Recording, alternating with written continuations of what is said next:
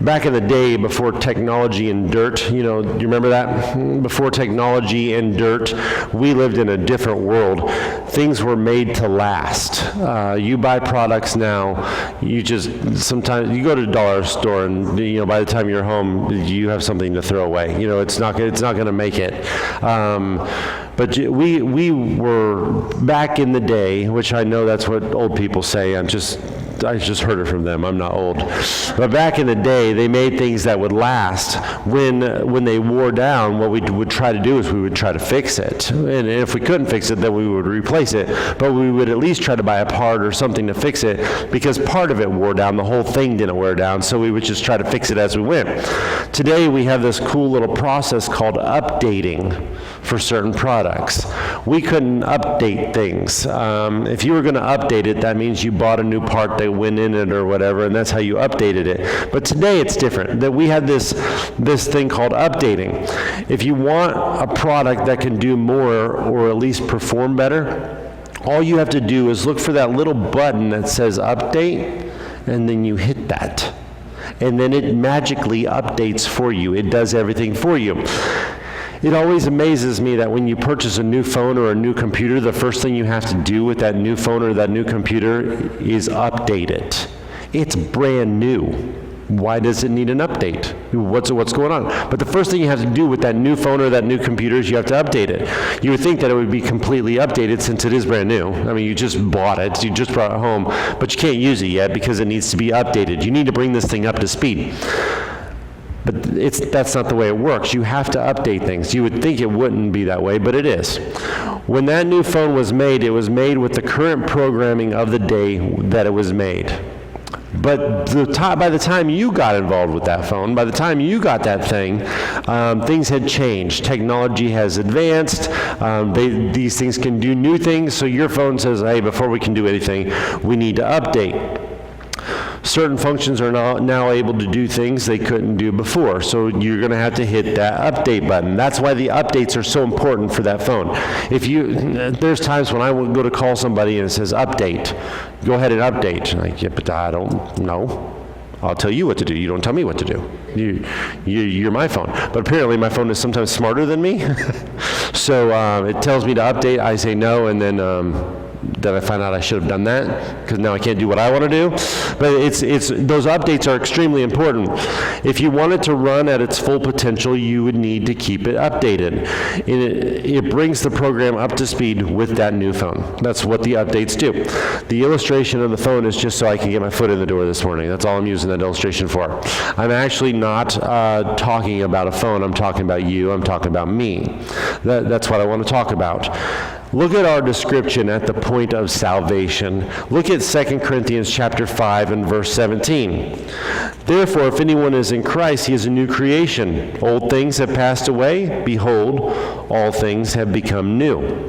The day you got saved, you were made new. You're the new phone. Okay, you got the illustration? Everybody on the same page there? I'm talking about you here. You're the new phone.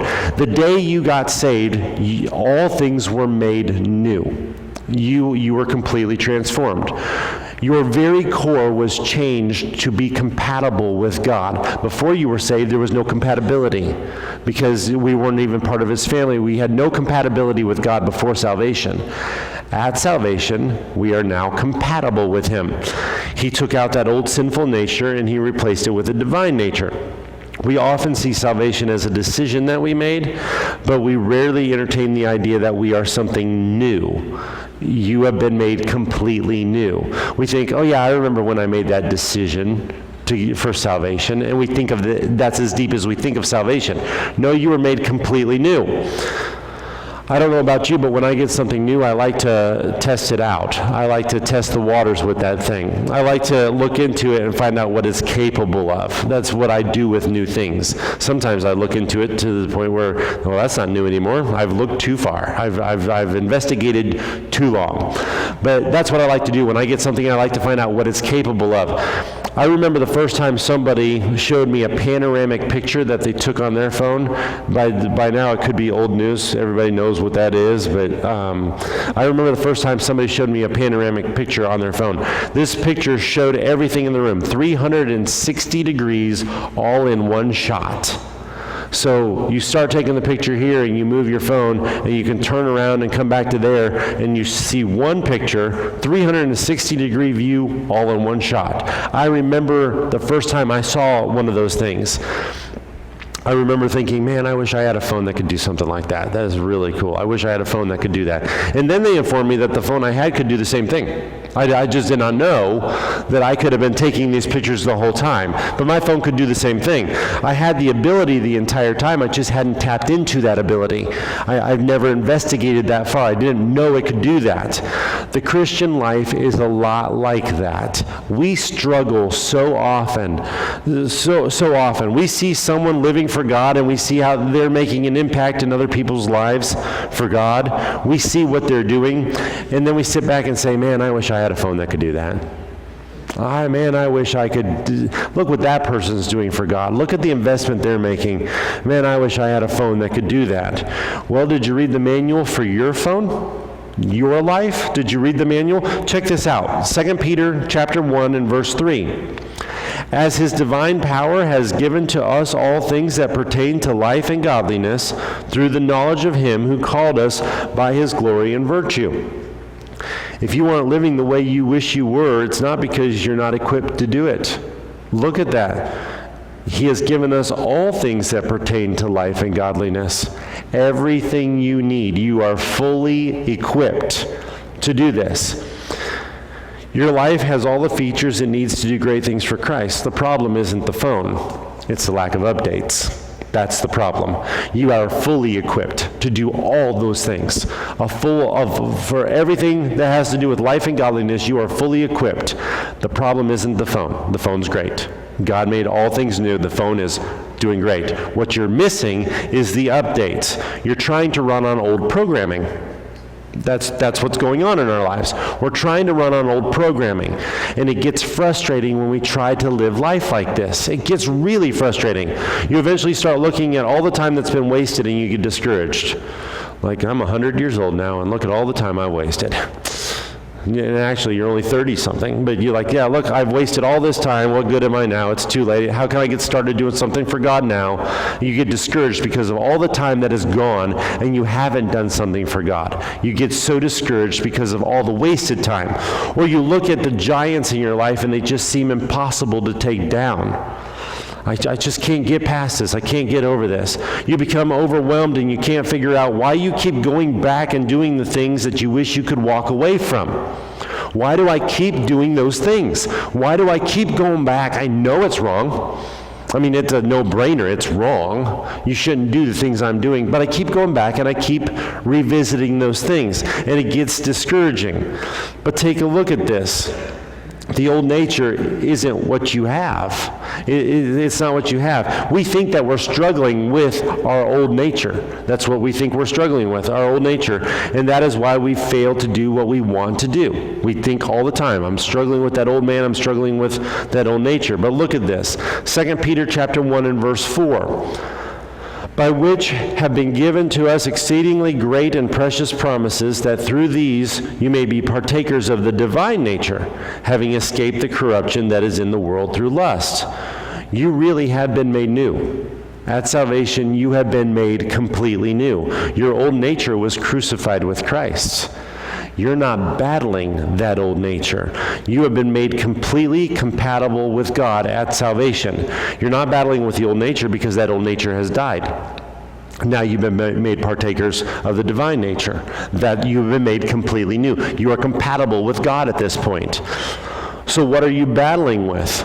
Because you know there's a battle going on. Every one of us know, okay, there's a battle going on. And if it's not my old nature, if I don't have my old nature anymore, what am I battling with? The problem is the flesh. It's not your nature. It's the problem is the flesh. But what is that if it's not the old nature? We always think of it as being the old nature. So what is the flesh if it's not the old nature? The first thing that we have to understand is it's not a part of who you are. It's not part of your identity. You are not the hurdle and the person trying to get over the hurdle. Can you imagine that scenario? I am my own problem, and I'm trying to get past this. Good luck. When we think it's our old nature, we are the hurdle and the one trying to get over it. That's an impossible scenario. It's not who you are. We've got to dismiss that idea. You had a heart transplant at salvation, and the surgery was a complete success. A complete success. He made you 100% new. There's not a little bit of that old heart still connected. It was a complete transformation. It was a successful surgery. When we think like this, we feel that we are the problem. And we feel that we are who needs to be overhauled. We need the overhaul. Well, that already happened. God didn't change your heart at salvation. He exchanged it for a righteous one. It's brand new. It's not even the old thing anymore. Your new heart, your new spirit. God made everything new. New phone, equipped to do all those cool things. All those cool things. Yeah, but I still struggle. I know. You need updates because you're still running on old programming. That's the problem. You're running on old programming. You are new. But you are living in a world that's constantly changing. We all are. We're living in a world that's constantly changing while we're facing an enemy who's constantly trying to trip us up. All the time. Satan wants you to believe that the flesh is a problem with you, with who you are. That's what he wants you to do, because if you're the problem, you'll never get past this. Because how do you get away from you? You can't run fast enough. You can't get away from you. So if you're the problem, then you're going to remain the problem. Satan wants you to think it's you. We take Scripture out of context and think that dealing with the flesh means that we just need to die to self. But contrary to popular belief, the Bible never tells the Christian to deny themselves, and it never tells us to die to ourselves. It never tells us to do that. You're like, yeah, but I remember too. It's not in context. The Bible never tells you to deny yourself or to die to yourself. Why would God want you to die to or deny who he made you at salvation? I need to deny that. Why would you do that? That person needs to die. Why? I died so that person could live. Why would you do that? God would never tell you to deny yourself or die to yourself as the new creation. He would never want you to do that. The flesh has nothing to do with our identity. The flesh is a way to walk or something to focus on. That's what the flesh is. Look at Galatians chapter 5 and verse 16. I say then, walk in the Spirit, and you shall not fulfill the lust of the flesh. If you're focused on walking in the Spirit, the fleshly patterns can't have your attention. They don't have your attention because you're walking in the Spirit. In this case, it's not the problem with the phone. It's not the problem with the phone. It's a problem with the app or the application. That's the problem. You may need to update your application process. That might be what's going on. Or actually, that is what's going on. Because the phone is great. Yeah, everything's been made new. It can do all those cool things. You're like, yeah, not mine. I got a broken phone at salvation. You did not. You got a completely compatible phone. You have been made new. You are completely compatible with God. You didn't trade it in. He destroyed that last phone. It's not even, I got both of these phones and I don't know which one to use today. You have one phone and it works great. The phone is great. It's totally able to do all the things. There are times we pick up our phones and specific apps are not running right. You've seen it happen. I've seen it happen. They may have glitches. They may be running slow, or you try to open them and they don't open at all. We've all seen these things. But it's often a simple fix. It's a really simple fix. Just go to the app and see if it needs to be updated. You go to the app, see if there's any updates. After you update it, it typically runs like a champ. It runs great. All right, all I needed to do was update that thing. The reason it's not operating right is because it's focused on running on old programming. That is why that app is not running correctly, because it's trying to do what it used to, and it's not made to do that anymore. That's not how it's designed. It needs to be updated. New features or abilities are available, but it hasn't been updated yet, and that's why it's struggling. That's why it's having a hard time. The great thing about this is you don't have to purchase a new phone. Wouldn't that be depressing? Every time your life is so busy and you're trying to win that next solitaire game and you're just going at it, and you're like, oh man, the game just keeps starting over. Well, it looks like I need a new phone. That would be depressing. We'd all be broke. we can't function like that. No, all you got to do is go to the app, the Solitaire app, go update it, and then it's up to speed and it can run fine. It's good that you don't need a new phone. Your phone's already has everything it needs. But the updates are vital for it to run at its full potential. We got to have the updates. Look at this next verse in Romans chapter 8 and verse 5. For those who live according to the flesh set their minds on the things of the flesh, but those who live according to the Spirit, the things of the Spirit. The reason we aren't running at our full potential is that we have our mindset on operating according to that old programming. Why are you still doing it like that? Why is all your problem solving the same way it's always been? Why, when you're feeling depressed, you handle it this way? Why are you still going back to these solutions for your problems instead of doing it the way you were designed to do it? That's because I guess I haven't been updated. I haven't received any updates. The updates are so important. You need those. We've not taken the time to renew our minds. So change the word update to renew, and you got a good idea what's going on here. We're not receiving the updates because we're not renewing our minds. We're running with the old programming you got a brand new phone situation running on that old programming, and it's not working out. Now, I could stop preaching right now. I could just end the sermon right now, and every one of you could walk out knowing that the obstacle is not you. Yeah, he said I'm not the hurdle and the person trying to get over it. That's great. That's good news. You could walk out thinking, okay, I'm not the problem, and you're not the problem. But there is another option Satan would love you to consider. So I don't want to stop preaching yet, because there's another option he would love you to consider. If it's not too much of you that's the problem, maybe it's too little of God. Maybe you don't have enough of him. You may be thinking, I would never think like that. Not me, no way. I would never think like that. But hold on a second, you might be thinking like that and you don't even realize it. A lot of times we do this. I just need to fall in love with God more. That's my problem. The problem is I don't love him like I should. That's my problem. Oh, see, not enough God. Not enough God. I just need to thirst or hunger for righteousness more. That's my problem. I'm so into all these things, and if I would just thirst and hunger more for God, then that would take care of the problem.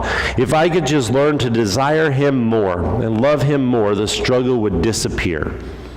See, it's not too much of me that's the problem. It's too little of him that's my problem, and I could fix it that way. Well, I used to think that way myself. I used to think, man, I just wish I could love him more. And I asked God, help me love you more. Because I know the problem is I don't love you enough. That's got to be the problem. And then I found out what Ephesians says about who I am now as the new phone, the new creation. Look at what it says. Ephesians chapter 6 and verse 24. Grace be with all those who love our Lord Jesus Christ with an undying love. Wait, I have an undying love for him? Yes. You have an undying love for Christ? Yes. God made you that way. Once you got saved, you have an undying love. If you're a child of God, this is how the Bible describes the love you have for God. It is sincere, it is incorruptible. You have an undying love for him. Then to take this thought even deeper, we should look at what Jesus says will happen when you finally find him. When you finally find God, not only are you going to have an undying love, which is really awesome, you really do love him, but he takes it one step farther. Once you've accepted Jesus Christ as your personal Savior, something comes to an end. Look at what it is. John chapter 6 and verse 35. And Jesus said to them, I am the bread of life. He who comes to me shall never hunger, and he who believes in me shall never thirst. Based on these few verses, the problem isn't that we need to hunger, thirst, or love God more. That's not the problem. You don't need to hunger more and thirst more and love more. When we think like this, we begin living a certain way in order to accomplish a result. Well, that's a job. God didn't give you a job. He didn't give you a job. He gave us a family and a relationship. That's what he gave us. You're like, okay, I got to do all these things now because that's the job God gave me. Like, I just brought you into my family and I want to enjoy the relationship with you. You're like, yeah, I'm trying to enjoy the relationship. Could you imagine if your kids had a relationship with you like that? I'm trying to please you. I know it's really hard, but I'm trying. I'm really trying. Hey, you want to go do something? I would, but I'm not worthy. Hey, let's go get some ice cream. Yep, not worthy, Dad. Not worthy, Mom. Can't do it today. But I'm working on it. I'm working on pleasing you. Would you want that relationship with your kids? God doesn't want it with his either. He's not looking for that. Enjoy the relationship. Stop trying to make it a job. I want to try to paint a picture to illustrate everything I've said up to this point. When you were born, you entered into new life, just like you did in salvation. You entered into new life when you were physically born. You loved those who provided and cared for you. You understood that they were your security and you depended on them. That's how your life started. That's the new life you had. You depended on them. You knew they cared for you. They were providing. They were your security. You understood that. Do you know what you weren't worried about? You weren't worried about what your peers thought of you? You know, one baby doesn't think about the other baby when they say, oh, that baby has a toy I want. But what will they think about me if I take it from them? They don't consider that. Not even a concern. Like, they didn't even say thank you. It's just, that's my toy. That's what I want. They don't think about what their peers are going to think about them. You weren't afraid of starving. That wasn't a worry in your mind. You didn't even carry financial burdens. None of us carried that when our life started. We didn't worry about any of that. You just grew in the relationship with the people who cared for you. That's all you were doing. That's all you were doing. Since that time, you've acquired responsibilities and you've acquired stress. Since that time, things have built. Life keeps coming at you. Life keeps changing and new experiences alter the way you operate. Every one of us. The Christian life involves many of these same things. Since the day you were born again, life has been coming at you like a runaway train. When you got saved, was it all better now? It was life just bliss after you got saved? I'm telling you, mine wasn't. It's almost like it got worse for a while. Like, I'm saved, I'm a child of God, and like, why is everything just going wrong for me? Can I try that again? I did it wrong. I must have got saved wrong because it was supposed to fix everything. And if you got saved because you thought life was going to be all better, if you got saved, that's the wrong reason to even pray that prayer, because it's not going to happen that way. That's not what happened to me. Life got hard. Got real hard. New situations arise every day, and we try our best to handle those situations. I'm doing it, you're doing it, this is just life. The problem is that we don't update before we take those new circumstances into consideration. A new circumstance comes up, and we handle it like we've always handled it. Maybe we all go to that, the safeguard situation. You irritate me, what do? I raise my voice because a louder voice fixes all the situations. If I just yell at you, you'll say, oh wow, that was very persuasive and now I see things your way. It doesn't work like that. Why do you yell? If you get mad, if somebody's irritating you, why do you yell? Here's the answer. Because that's always the way I've taken care of it. Not one of us would say, because that always makes it better. Not one of us would say, that's why I yell. Because we know that doesn't make it better. Then why do we yell when somebody irritates us? Because that's what the old programming did. That's what I've always done. So I'm taking care of things the way I've always done it. What does the Bible say? Oh, a soft answer turns away wrath. Oh, maybe an update? Maybe an update? Like, oh, I should try that. There you go. Now you're operating to full capacity in that area because you've applied the update. So the yelling doesn't work. By the way, the yelling doesn't work. For any of us, anytime, the yelling doesn't work. It just makes things louder. That's all we fixed is a quiet situation. We've made it louder. That's all we've done. Maybe we should apply the soft answer, update, and see what happens to that. Here's the great news. There are updates available. Right now you can do these. You can update right now. I encourage you to share this sermon with other Christians. Please do that, because we all need to be reminded of these simple things. Here's a few updates I want to throw your way. We should apply these. Look at Hebrews chapter 10 and verse 25. Not forsaking the assembling of ourselves together, as as is the manner of some, but exhorting one another, and so much more as you see the day approaching. Go to church. Go to church. And I know this seems pointless to mention to a bunch of people who are currently sitting in church. Like, we already did that. Yeah, go to church. Go to church. Why am I mentioning that? Because you have an enemy who wants to derail you at every turn. He wants to derail you at any chance he gets. Church is like the app store that points you to where you need to go. It's a good place to go check out. Like, this isn't running like it should be. Maybe you should check it out and see what's going on. Are there updates there? Are there any updates there? There could be. You should check that out. Church is like that app store. If life can get overwhelming enough, church will be one of the first things that you neglect. Maybe you've done it in your life. Like, yeah, life got busy, problems came. What did I do? I left church. Did that fix anything? No, I'm back. So why did you try that? Old programming, I think. I don't know. I just tried it. I just tried it. Why do we do that? And we do, because we neglect the church. It's the first thing to go. You might even get to the point where you're neglecting it while you're still attending church. And some of us might be going through that right now. The actions might be being performed. You're here, you're listening, or you're hearing. You got all these things going on in your head, but you've lost that personal investment. You're not invested in it. Your mind isn't in it like it once was. Therefore, you aren't receiving the updates. Why do you go to church? Because that's what I always did. What are you getting from church? Nothing. Nothing. Are you growing? Nope. Why not? I guess the pastor's a dud. It must be the pastor. I can't grow for you. I can't do that part. I cannot do that part. So why aren't you growing? What's going on? I'm not receiving the updates for some reason. Okay. What's going on? Church is so important. Another way you can get updates is prayer. Look at 1 Thessalonians 5:17. It's a simple verse.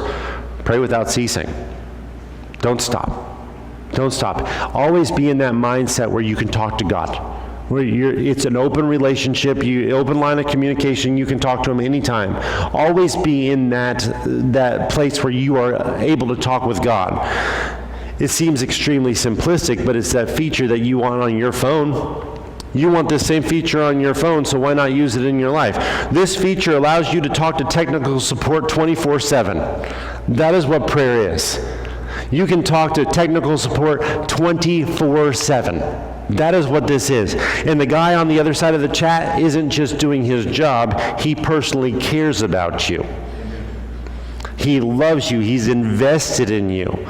If my phone, when it doesn't do things, there's so many times I wish I could talk to somebody, and like, it doesn't do anything. I think I have a paperweight. I think I bought a paperweight. That's all it does for me right now. It would be great to say, hey, could you help me with this? And the person says, yeah, let me do this, and let me help you with that. It would be great to have that feature. You have that feature in your life. 24/7 technical support all the time. All the time. He's like, yeah, prayer's an easy one, but can you imagine what that would be like if it was in reality right here all the time for you? Well, it is. It's in reality right here all the time for you. All the time. Prayer isn't to get God in line with our will. God, this is what I want you to do for me today, and tomorrow I'll come with another favor. That's not what prayer is. It's designed to renew your mind to His will. It's an update, a renewal of the mind. That's what prayer is. It gets you in line with what He's doing, not Him in line with what you're doing. It's a time where we take our concerns to Him while yielding the results over to Him, trusting that whatever He does is right because our God can do no wrong. That is what prayer is. It's also a time where we can focus on gratitude for His goodness. I just want to say thank you. Do you have anything to ask for? No, not today. Nothing. I want to just thank you without asking for a thing. I just want to say thank you. That's a good thing. That's a good thing. Thanksgiving is a powerful way to renew your mind. Then there's fellowship, which is one of the coolest features we have. fellowship, just Christian fellowship. That is an awesome feature. Look at Hebrews chapter 3 and verse 13. But exhort one another daily while it is called today, lest any of you be hardened through the deceitfulness of sin. I love how the author of Hebrews narrows it down to which day you're supposed to do this. Do it today while it's called today. Don't wait till it's called tomorrow. Do it today while it's called today. Have you seen the option on the phone that the phones have today where you can recharge your phone by touching somebody else's phone? Have you seen that? Have you done that? Okay. There are phones where you can take your phone and you're like, oh no, my phone's almost out of battery. And then you see somebody and it's like you're coming at them with a weapon. You know, what are you doing? I'm about to charge my phone. I just need to run into this guy over here. You know, all you got to do is take your phone and touch it to somebody else's phone. My phone may be low on charge, and you can share some of your battery charge by touching your phone to my phone. You allow your phone to give me some of that battery charge. Well, God created the church family to do the same thing. Isn't that a cool feature? That is an awesome feature. Your life may be worn down and you may be discouraged, you may be struggling, but you can reach out to a fellow Christian and they can help recharge you through edification. Let me remind you how good our God is. Let me remind you that He will never leave you nor forsake you. Let me remind you of all the good things that brought you to this point. Let me remind you that He's one of those people that walk on the water when you're sinking under the water, and He will grab you. He will save you. If you're in the fire, don't worry, He's in the fire too. He didn't bring you to it. He's going to bring you through it. And as you're talking with that other Christian, you're like, suddenly I'm starting to get recharged here. Suddenly I'm starting to get some life back in me that I felt like I was losing. God created us that way. Good Christian fellowship does the same thing. As iron sharpens iron, so a friend sharpens the countenance of his friend. That's a good update. That's a really good update. And while we're looking through the updates, don't forget about personal time. Don't forget about the personal time. Look at 2 Timothy chapter 2 and verse 15. Be diligent to present yourself approved to God, a worker who does not need to be ashamed, rightly dividing the word of truth. Every day you should be taking personal time to study and grow. All of us.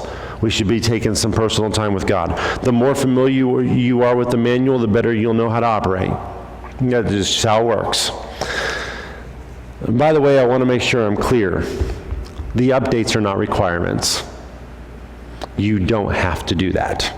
The updates are not requirements. Your phone isn't going to stop working if you don't update it, and you aren't going to lose your salvation if you don't update or renew your mind.